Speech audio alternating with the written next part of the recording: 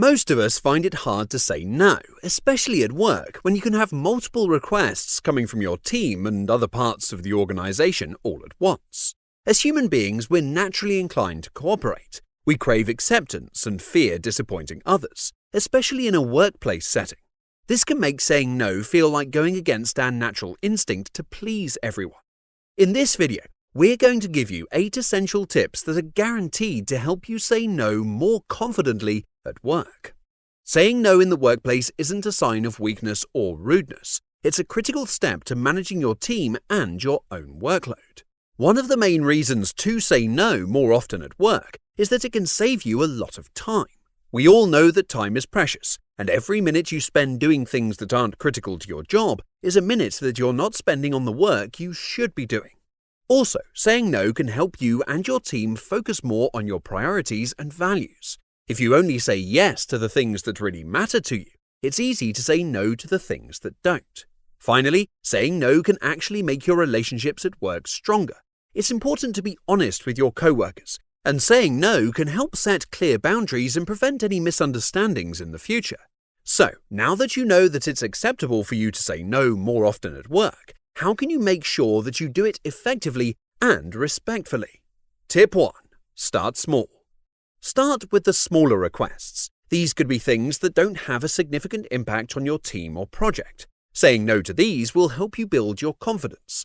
As you get better at this, you can move on to tackling larger requests. Gradually, you will feel more comfortable with the idea of saying no.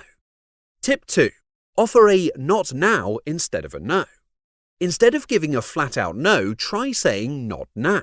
This phrase is a gentler and more diplomatic way to decline a request. It's like saying, I can't do this now, but that doesn't mean never. This approach helps you maintain a positive relationship with the requester.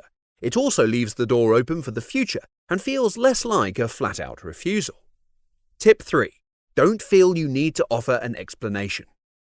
Remember, you don't owe anyone an explanation for saying no.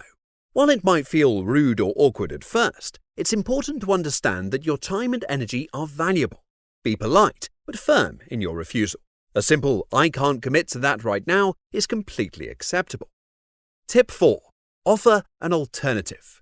If you want to maintain a positive relationship with your requester, consider suggesting other ways you can assist, or recommend others who might be able to help. For example, if a colleague asks for your help with a project but you're too busy, you could say, I can't help with that project, but I know Jane is experienced in that area. Maybe she could assist you. Tip 5. Be honest yet tactful. Honesty is always the best policy. If you can't take on a task, say no. However, ensure that you're being tactful in your approach. Avoid making excuses or lying about your reasons for saying no. Instead, be direct and polite in your refusal.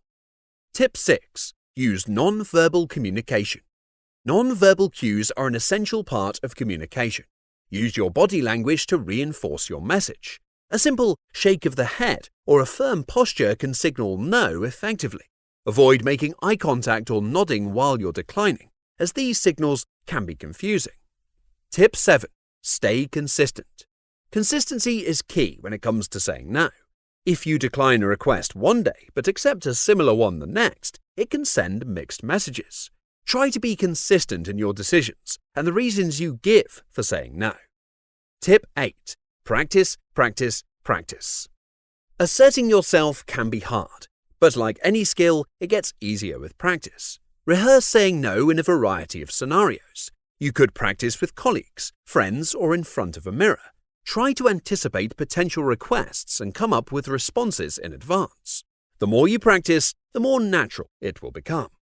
Remember, saying no isn't a sign of being uncooperative. It's a sign of self-respect and a critical part of balancing your workload and being an effective manager.